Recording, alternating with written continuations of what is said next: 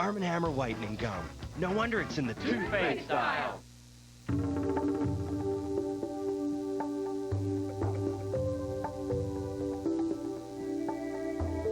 Your skin is asking for moisture because your soap may be drying. Are you listening? Olay Bar is light Olay moisturizers. A gentle clean for soft, smooth skin. Olay Moisturizing Bar, what your skin is asking for. Well, this is it. There'll be final stone for Al Gilchrist. He is 2 down in the pen. Hello. Packers Yeah. line 3. Eddie. Put this one right on the button.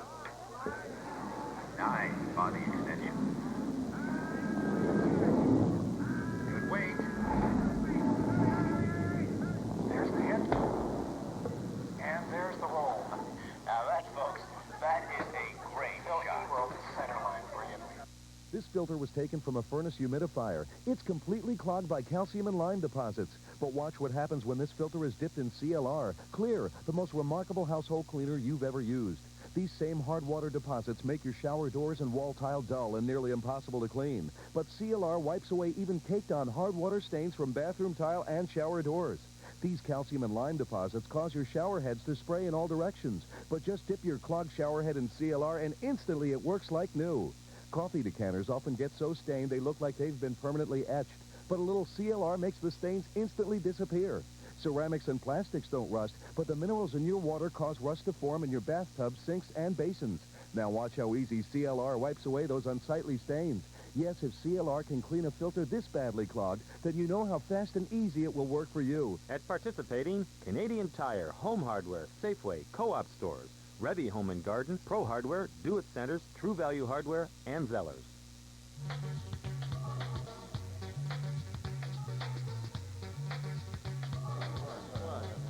What? Hello and welcome back to the chat room. Now you've heard us exclaiming over this magazine, Fresh Magazine, before because chat room webcam correspondent Ben Mulroney writes the editorial on the back page, co-host and webcam correspondent. Go guess who we have here tonight with us. We have Farhan Dalla, who is the fitness editor of this very magazine. Not just the fitness editor, but the fitness model and fitness author. Congratulations for this spread that you did on extreme yoga. You're also a physiotherapist and a personal trainer. I'd like to let you know. So we just wanted to shoot the breeze a bit about exercising. My favorite topic, actually. Good. Well, you're in the right place at the right time. Oh, by the way, everybody, Seamus O'Regan, my compadre, is in the chat room, and don't let him get too lonely or he'll start yapping to me. He's so busy, please. So what's coming up after your first question? Come on. Well, Come on. I read this article in the National Post, and I just got such a kick out of it, because I'm not a gym bunny, but I'm a bit of a gym rat. You look pretty fit, actually. Well, I'm always scuttling around the gym, God knows. So I got a kick out of this, because I recommended a lot of these gym types. This guy wrote this sort of satirical, like, capsule descriptions of these gym types. Okay, for instance, the trophy couple. She is svelte, indecently attired, and in the words of a character in Tom Wolfe's novel A Man in Full, resembles a boy with breasts. He will typically weigh in at 170 and will aspire to the Brad Pitt physique. Their communication is limited to shouting out the number of repetitions their partner is doing. Don't you hate, like, repetition shouters? I hate grunters more than repetition shouters. We all know. So I don't mean to inveigle you into making a bunch of complaints about the gym culture, which is... Well, I've been a part of it for a long time, so... Okay, so do you recognize the child, small, around 15, with trace of fluff on upper lip? Will try to lift the stack, it will come unstuck, and he'll glance around furtively to ensure nobody is seeing him move the pin. So true. Tends to dress like LA gang member. I've met a few of those. Yeah, have you? And the Neanderthal, bordering on 300 pounds, packed tightly into a 5'6" frame, bench presses 700 pounds. His legs are so overdeveloped that the thighs chafe, requiring a generous application of talcum powder. Don't forget no neck. Right, of course. There's that to remember. So, okay, just to wind this up and render this whole conversation a bit more seriously, this writer mentions the ghost. This person overtrains. He or she spends 4 to 6 hours in the gym a day. Their joints are ruined. Their muscles are torn and stretched. A feverish stare, they are utterly cut off, they are thin and undernourished from eating so-called health foods that do not provide them with the calories necessary to counter the exertion they undergo. If it were not for the gym, they would be doing drugs. Well, that is a very, very harsh description. Yeah. But there's certainly a problem afoot in the culture. I've read other articles about it. Yeah. We've actually got some news footage. If you don't mind, maybe we can roll that. Sure. And then we'll Let's come take a back for more discussion. Cool. Brad Pitt's lean physique is the look some people lust over. I've never seen so many teenagers want to have abs and want to have that ripped look. Young men are getting that ripped look a few ways, by training regularly or seeing a specialist. You can thin the fat layers on top of the muscle. But the answer for some comes in the form of metabolic enhancers, or fat burners. Supposed to lean you out and, get you ripped. Estimates say that in any gym, 1 in 6 are taking the supplement. Matt heard it was a miracle pill. I don't have the body that I really want, and I thought maybe if I had the pill, it would help me get there. Certain types of fat burners are readily available in fitness stores. According to Health Canada, however, products that contain combinations of mawang extract and guarana seed are not approved for sale. How much are you selling this one for? 49? We went undercover and bought this brand, Rip Fuel. It's potent, been pulled from the shelves, but is still being sold. We've got a very real problem here. Dr. Andrew Pipe of the Center for Ethics in Sport is concerned. He says young people should not be taking any brand since their metabolisms burn fat naturally. There have already been related deaths in the U.S., and with athletes taking excessive amounts, he's worried.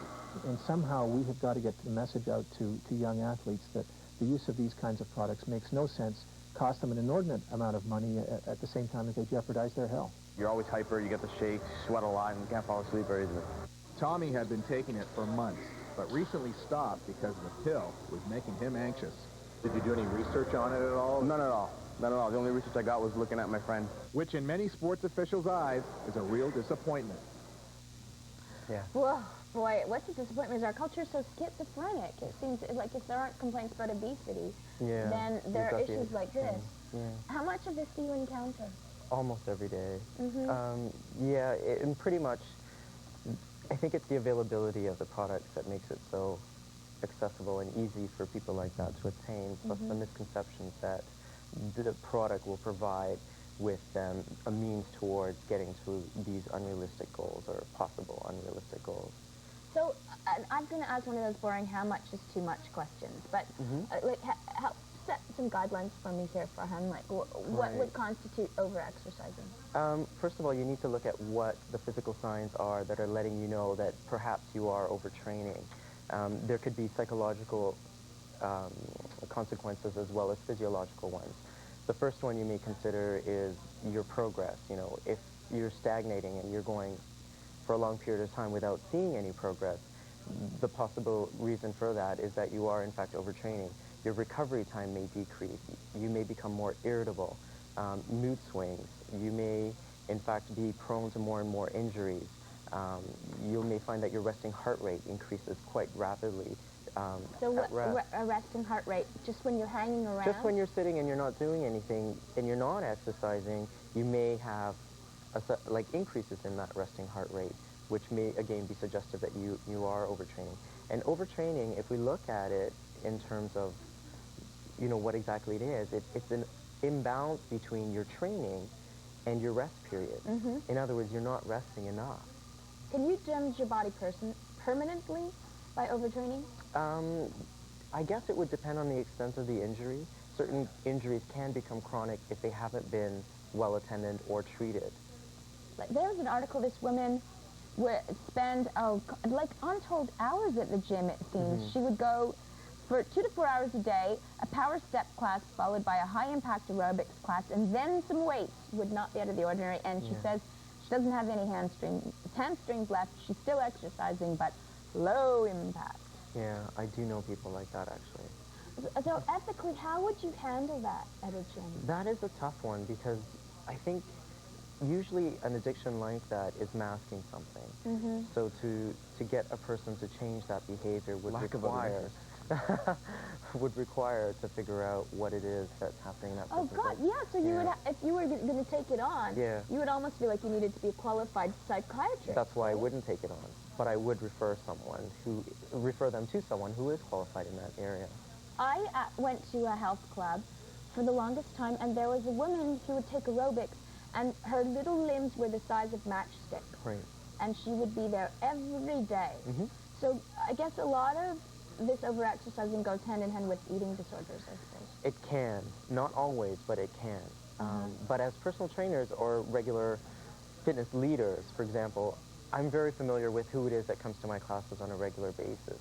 And if I were to see that pattern of behavior, having a strong connection with my participants, I would be inclined to start intervening with that person. I've read about that. People who are in your industry say, how I would react is highly contingent on the size of the gym where I work.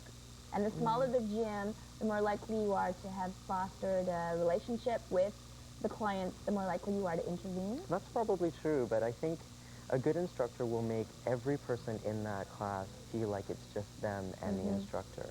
And once you've had that connection, people get a sense that you are approachable. And they will come up to you after class and they'll start asking questions, or they may just start engaging in a conversation. And that's a perfect opportunity for you to get to know the person a bit better, and then generally start asking questions like, so what else do you do? What's your program? What do you do? What do you work? You know, what's your diet like? What do you do outside of the gym? Get to know the person, and then you start to figure out maybe ways and strategize how it is that you can intervene and prevent that person from getting more seriously injured. Is it more likely to be men or women who overexercise? Have you noticed? I don't think there's a difference. No. Some people think I overexercise. Okay, so I'll come clean. I like going to the gym every day because it's a form of relaxation for me. But I exercise for an hour, and I make sure never to do the same thing 2 days in a row. Do you give yourself at least 1 day of rest a week? No, because I don't. My body doesn't seem to want it. I feel like I've got Is it your body or your mind? creepy crawlies crawling over me. I think I have some kind of endorphin addiction. Is that possible? You could, definitely. Runners get it. So what, it doesn't seem like a bad thing to have. I mean, when we were cavemen evolving, we were constantly physically active. Remember those days? God. I'm not that much older than you, Seamus. But it just doesn't seem natural to me that we should spend a day in a sedentary fashion. Okay, but you have to understand that the only time your body's repairing or growing is during a rest period. If you were to train 7 days a week, are you giving your body that opportunity to rest and repair?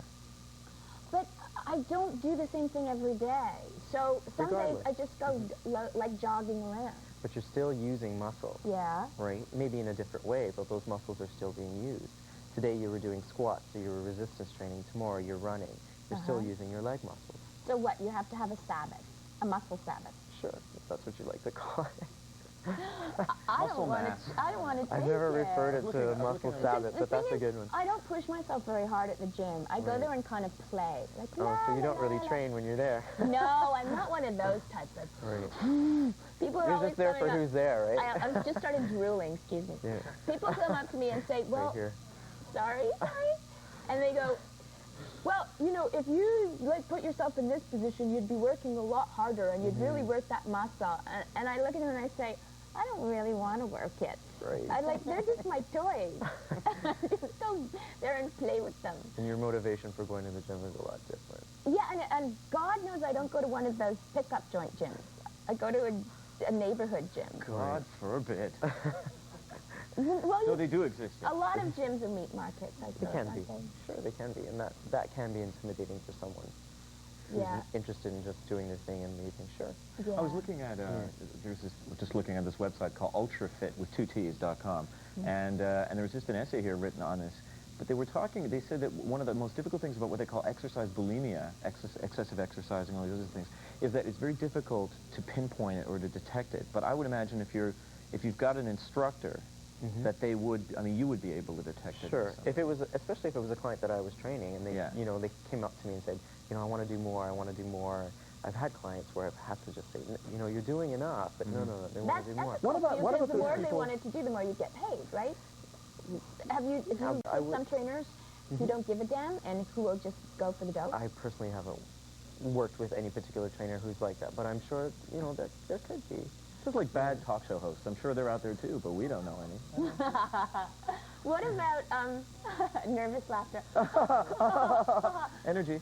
Well, what about detecting danger signs yourself? Because, like, this woman who I mentioned earlier from the article who worked out excessively and has damaged her hamstrings, she said, I was working out and limping and not one personal trainer came near me. Although, to be fair, I didn't approach them either. Yeah, I mean, I think ultimately it's your own responsibility. But I'm wondering about how do you take responsibility? I'm wondering about these kids, like, you know, who we just saw in that special who were, you know, 15, 16, 17 years old, traveling in packs.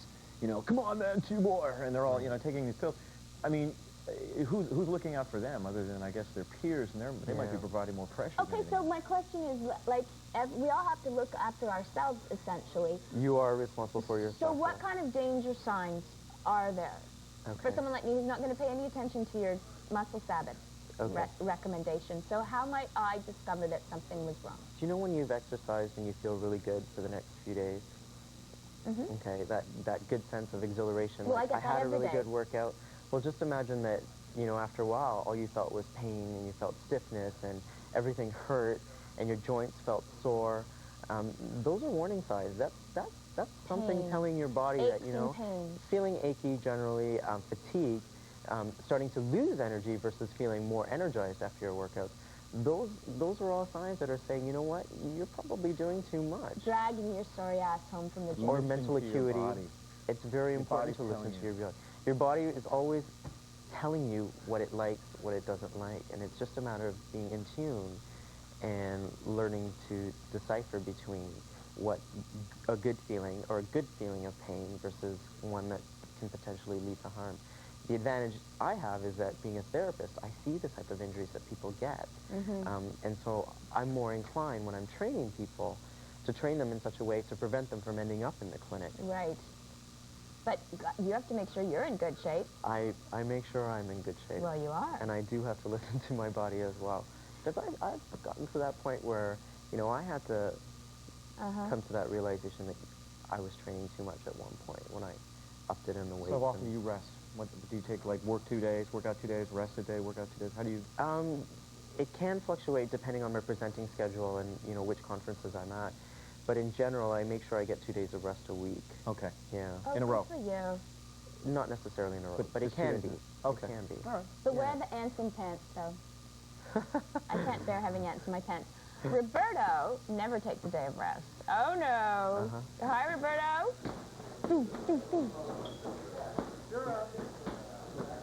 You see, these guys want a shot at the championship, and this is what they do. They box. This is Florida Jock Haskell here at Florida Jocks Boxing Club and Youth Center.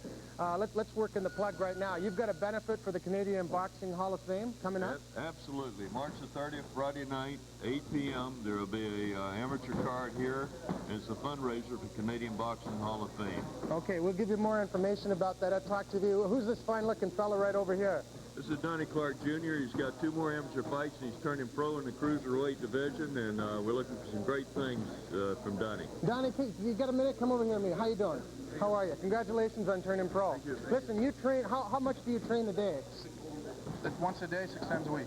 6 times a week, once a day? Yep. How many hours a day do you train? About 3 hours. Okay, have you ever overdone it, or what do you do if you feel that you've overdone it? Because you give it your all in order to get what you want to get. You want to be the champ, right? That's right. It plays a lot on the body, but you just overcome that and keep grinding, you know. So all grind work in boxing. Okay, who trains you? My father. Now, is your father the guy that says, you know, that's enough, easy does it, or you got to take it easy, you're overdoing it, or what? Yeah, he does, and if the body's running down, I'll let him know as well. So we work as a team. Yep. He's also pushing you as well, eh? Absolutely. Who are you, sir? Hi. I'm his trainer. How you doing? How you doing? Pretty good. How you doing? Congratulations. I hear he's turning pro, and that's wonderful. Who's that young fella that we had here just a minute ago? That's Andrew Duckworth, two-time Ontario champion. You got a second here?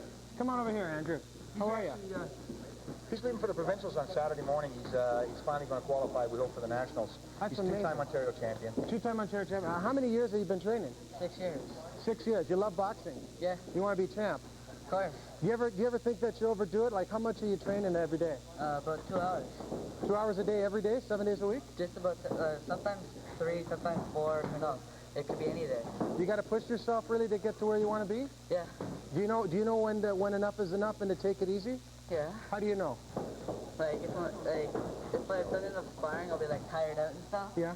But by like working out, like if I'm like tired, I won't be able to do as much defense or offense or whatever. Then I can like call it quits for the day. That's right. So you get to know how you need it and how your body is and stuff, and you do it. You get to a certain point when you just know like it's time to quit out for the day. And take it easy. Okay, why don't you slug away over there? We're gonna go back into the chat room right now. Thanks a lot, Jack. Okay. Place is looking great. This is wonderful. How am I moving? Am I moving okay? Well, we've got a little work to do. There you go. Look at that one. This filter was taken from a furnace humidifier. It's completely clogged by calcium and lime deposits. But watch what happens when this filter is dipped in CLR. Clear, the most remarkable household cleaner you've ever used. These same hard water deposits make your shower doors and wall tile dull and nearly impossible to clean. But CLR wipes away even caked-on hard water stains from bathroom tile and shower doors. These calcium and lime deposits cause your shower heads to spray in all directions. But just dip your clogged shower head in CLR and instantly it works like new. Coffee decanters often get so stained they look like they've been permanently etched. But a little CLR makes the stains instantly disappear. Ceramics and plastics don't rust, but the minerals in your water cause rust to form in your bathtubs, sinks, and basins. Now watch how easy CLR wipes away those unsightly stains. Yes, if CLR can clean a filter this badly clogged, then you know how fast and easy it will work for you. At participating Canadian Tire, Home Hardware, Safeway, Co-op stores, Revy Home and Garden, Pro Hardware, Do-It Centers, True Value Hardware, and Zellers. Weekends on Talk TV. You have to go behind, not my hair. Were you a cool kid? I was like a total spaz. She gets the biggest stars That's your favorite position? No, get out of here! Don't leave backwards and feet that way. to tell it all. I made so many bad movies. I was washed up before I was a star. This is Ruby Wax. You ever get upset that maybe like your ass is more successful than your basketball play? When I get menopause, I'm going to strap you on like a pass. I'm Don King. I want you to please watch Ruby Wax.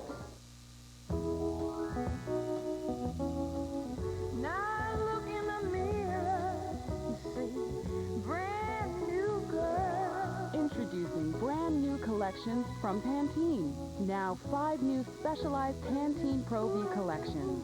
In just 10 days, one will transform your hair. Bouncy curls, full volume, smooth, sleek look. Brand new Pantene Pro V collections. Transform your hair in just 10 days. What color are your teeth? Arm & Hammer Extra Whitening whitens your teeth with just one tube, guaranteed. Our whitening guide proves you can go from here to here. Arm & Hammer, whiter teeth, one tube, guaranteed. My dentist told me about this new gum. It's in the toothpaste style. This gum cleans, whitens, freshens? Toothpaste style. Toothpaste style. Arm & Hammer whitening gum with baking soda. It's proven to whiten your teeth. Arm & Hammer whitening gum. No wonder it's in the toothpaste style. What would it be worth to wake up in a great mood? I'm in a great mood. Because you had a good night's sleep I slept like a baby. in a nice, comfortable room. What a room, yeah. How about 10% off? Hey, I like that 10%. With Super 8's VIP card, it's yours, guaranteed. VIP, that's me. At over 1,900 locations. Clean, friendly Super 8. Clean, friendly, yeah. Super 8, all the room you want. Yeah.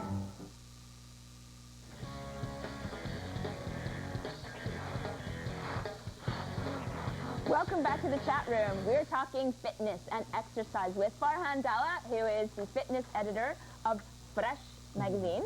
And he's also a physiotherapist and a personal trainer, and he's on the Reebok demo team. Speaking of Reebok demo team, I'm wondering what you have here, because in this segment, what we want to explore is the latest, most trendiest, you know what a trend dot I am, the most trendiest ways to exercise. I want to know what Madonna is doing at her gym. Okay. I believe it's Ashtanga Yoga.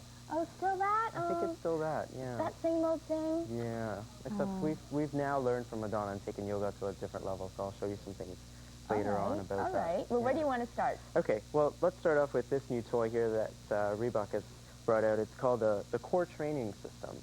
It's a core training board, and what it does is it has what's called a functional training application, meaning the type of training that we do on here is going to translate to what we can do outside of the gym better. Oh, like slaloms. Yeah. Skiing. Skiing. Between the poles. Exactly. Okay. All right. So if you think about the way we normally train in the gym, it's always on a flat surface. It's supported. Like disco dancing. Okay, like disco dancing. Depending on the shoes that you're wearing, actually. They might not be as Poor supportive. Rishma, I gave her hell. I'm like, Rishma, how come you can't call me before I come into work and tell me to bring my sneakers? That's okay. I'll do all the work this time. Is that all right? No. No? Did you want to try it? You better believe Okay, it, I'll buddy. show you how it works. All right. So just imagine now that you've trained your body on a stable, flat surface, but you go outside and the sport or the activity that you're doing is actually on an unstable ground. How prepared are you for that? Probably not. So let's take that application and put it on a surface. What kind of sports, Farna, are you thinking of? Soccer? Soccer, baseball. Okay. All manner of different field sports. Different sports. What we can do is take those sport-specific activities and try them on a multiple level surface or a rocky surface where your body's always reacting and trying to maintain an upright, balanced posture without falling over. And those are the kinds of things that exercise your body in ways that you would never expect. Exactly. Trying to keep your balance actually uses a lot of different muscles. That's doesn't it? right, it does. And it also requires what's called kinesthetic awareness. And kinesthetic awareness is your ability, for example, to take one hand, put it on top of the other without visual input. You know that some people's brains get damaged and they no longer know where their body is in space? Exactly. And it becomes really hard for them to sit down in a chair, for instance.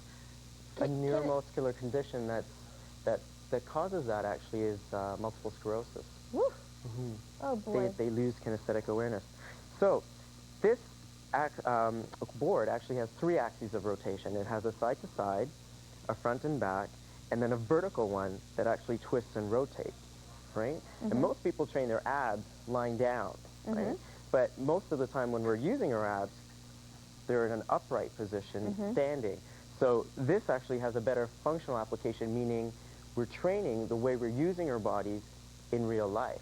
It doesn't last very long, the moment. It's just an instant. What you can do, though, is increase the resistance by working at twisting a little further, okay? Okay, So now I told you my gym is very humdrum, but are there going to be gyms with 50 of these in a row and everyone's going to be on one? I have a feeling that it's going to take off and be the new way of group dynamic fitness classes. You're going to be seeing this a lot in the industry now. Okay. It's called functional training, meaning the type of training that we do translates better to what people do outside when they... It's a little bit sort of 50s ladies in the, like, that thumb roller thing. It's like, I'm sure my mother had a primitive version of that when she was... but she didn't work against the resistance while she was doing it. Okay. So let's take boxing, for example, and we want to train our boxers to be stronger in the core while they're punching, right? Get off that thing, my turn. Okay, you want to try it? Yeah. So I want you to give me a jab on the board. Okay. Okay? All right. Great. What I want you to do, though, is lock your hips, engage from here, and throw it from the He hip. wants to get engaged. Oh, happy day. Okay, so what have I got to do? Okay, so engage the movement from the hips, or the trunk, sorry, and throw it from there. There you go. But don't throw your shoulder out in the process. Lead with the left. Lead with the left. Great. Okay. So that's fun. So that's an application of sports. As well, you can further enhance the stability work by doing some traditional postures like from yoga or bridges. For example, working on this surface and doing a bridge and trying to maintain. You look like you want to be one of those ladies carved onto the front of a boat. You know the one? That would not be me. But anyway, let's take some other examples of what we can do with resistance training. Okay. Take your traditional squats, always done on a flat ground, supported surface, right?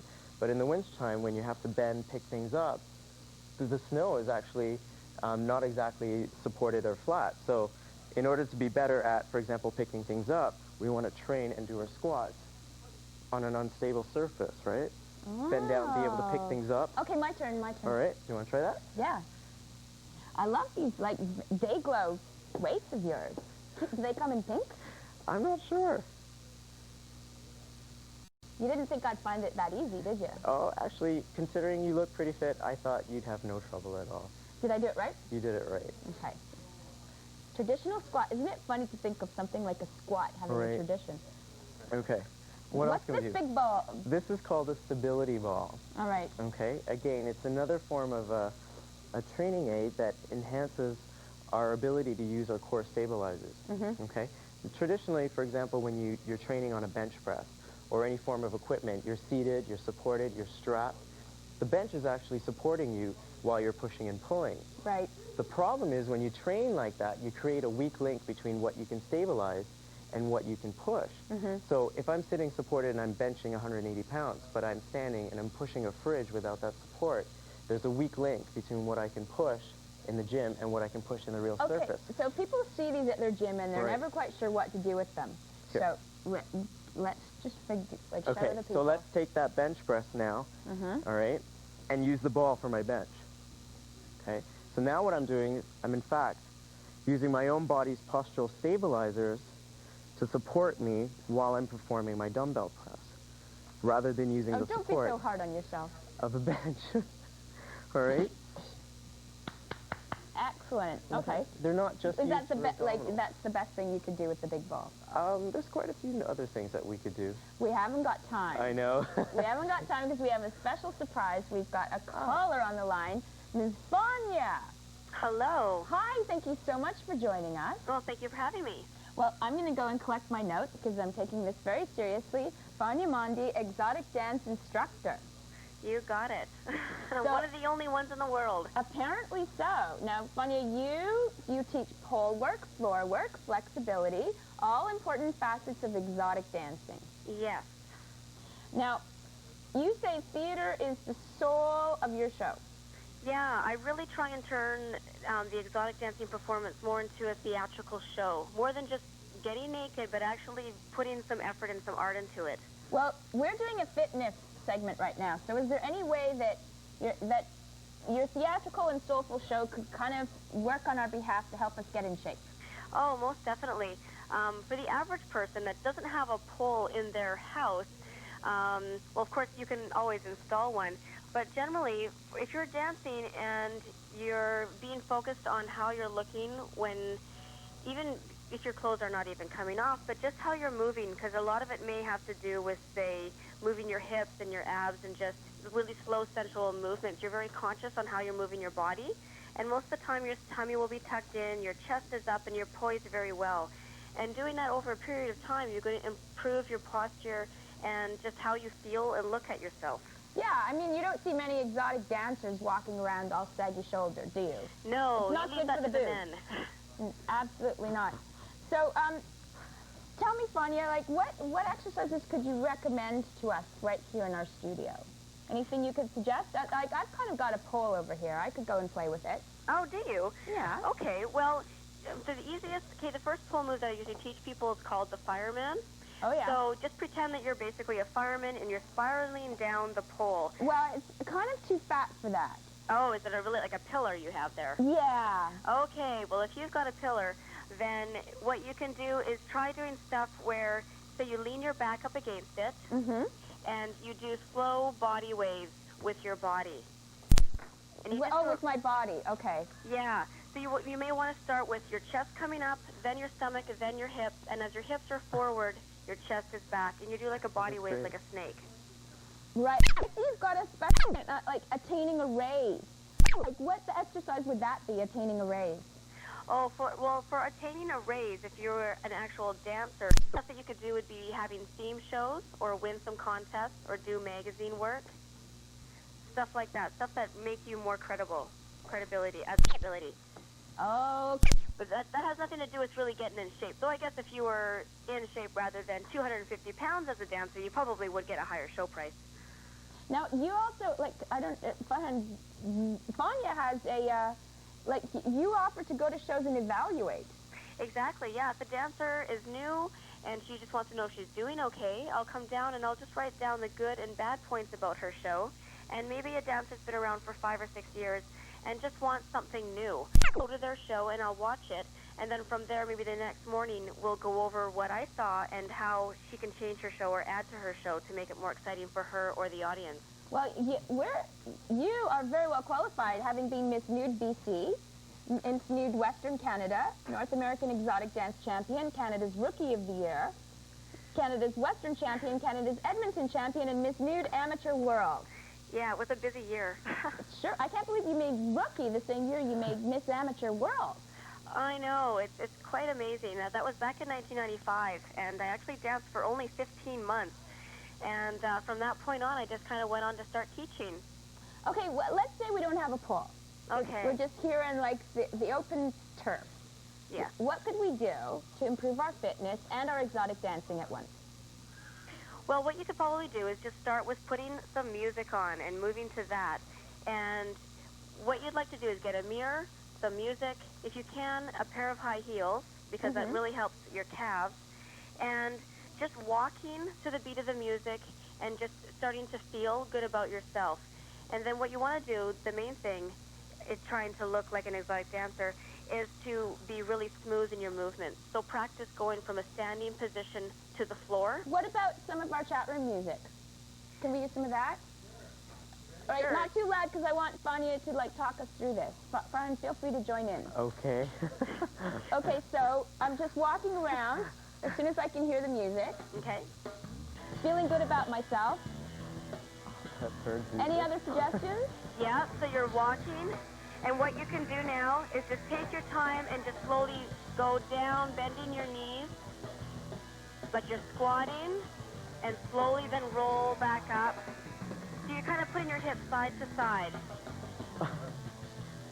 And then what you can do is walk towards the wall, or walk to your dancing partner there, and just bend forward, keeping your legs straight, and then move your butt side to side, but keep your tummy sucked in and your chest out. Okay. And then slowly come back up, turn around, lean up against the wall. Could I lean up against him? Sure, if he stands up strong and holds you. Oh, yeah. Oh, yeah. And then you put your hands up where your hands are going down his head, down his neck, and you're just leaning up against him. Traditional squat? Yeah, you can go right down to the squat. You got strong legs, I bet. Oh, yeah. Good. And good posture, and I'm feeling good about myself. I have a question for Fania, actually. Go ahead, go ahead. Fania, do you have a regular strength training program, or what exactly do you do to stay fit to be an exotic dancer? What does your routine consist of? Well, while I was dancing, I actually didn't really know much about nutrition or training in the gym at all. So from dancing alone, I lost 20 pounds. Wow, you must have danced a lot. I was very hyper, yeah. Right. So basically not knowing what I was doing, because I was nervous, really, really nervous up there, I would basically have a lot of energy during my show and did a lot of pull work. I just made it up as I went. And from that, after 4 months, I lost 20 pounds. And from there, I started going to the gym. So yes, right now I'm a competitive amateur bodybuilder here in Western Canada now. Are you working with a trainer? No, I'm No. not. So When I you're- compete, I do. Okay, so help out the exotic dancers that are watching right now. What can they do when they're in the gym to stay fit?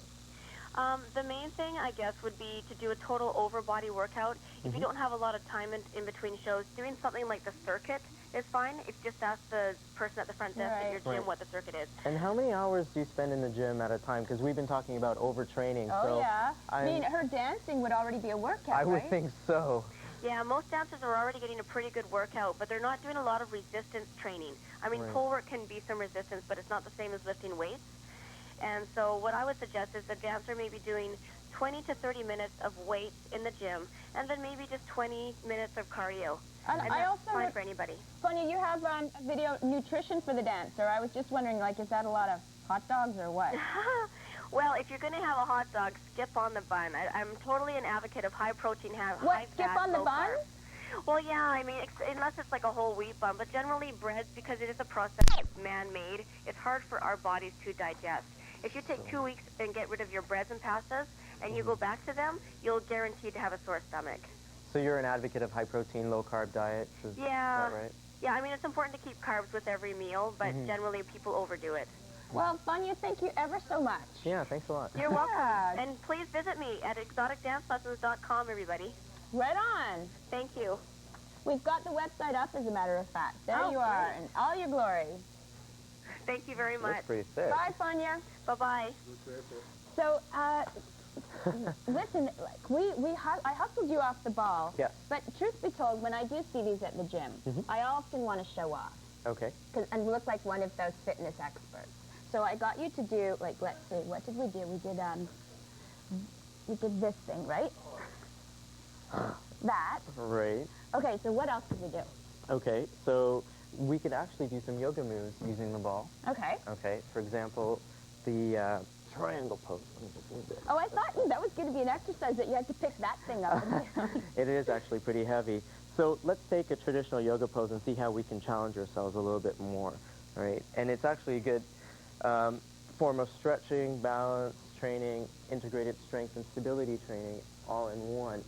So your traditional triangle pose now becomes a little more challenging because you're now taking it on an unstable surface.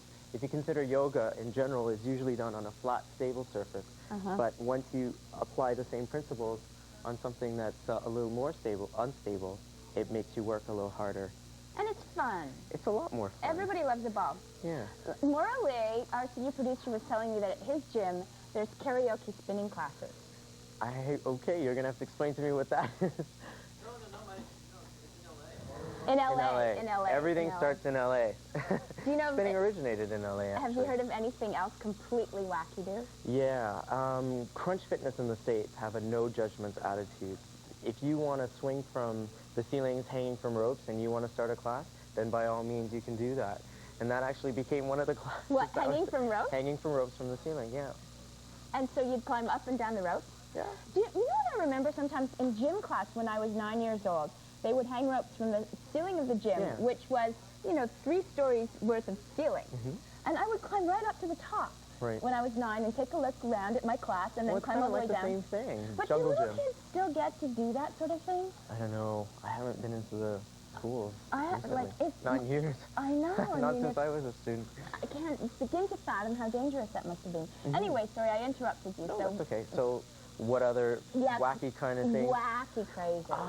Well, I don't know if there's anything really wacky, but they tend to follow the theater quite frequently. So some of the Broadway production shows, like Chicago, people want to learn the moves to them, so they turn them into fitness trends. So in New York, a lot of the Broadway shows, the dancers, for example, will come out and train the instructors and start those types of fitness classes there. What, like Broadway aerobics? Yeah, Broadway aerobics, exactly. And whatever the show is that's playing at that time. Now that Funkercise is old hat. It's coming back. Is it? It's coming back. You know what else is really coming back is high-low. So that's when you sometimes bounce around and you sometimes keep your feet on the ground. Yeah, exactly.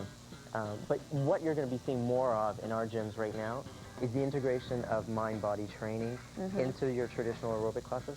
So, for example, you'll see a step class combined with yoga. In my class, for example, I'll teach like a segment of step, and we'll spend 15 minutes doing yoga at the end of the class. Getting zen and getting in shape here in the chat room. Thank you so much, Fahandala. That was great. Fitness editor at Fresh Magazine. Lucky me. So I think we're going to talk to Saskatchewan when we get back. At least I hope we will. Or maybe we'll do the sports roundup. Yeah, that's what we'll do. The sports roundup. See you soon.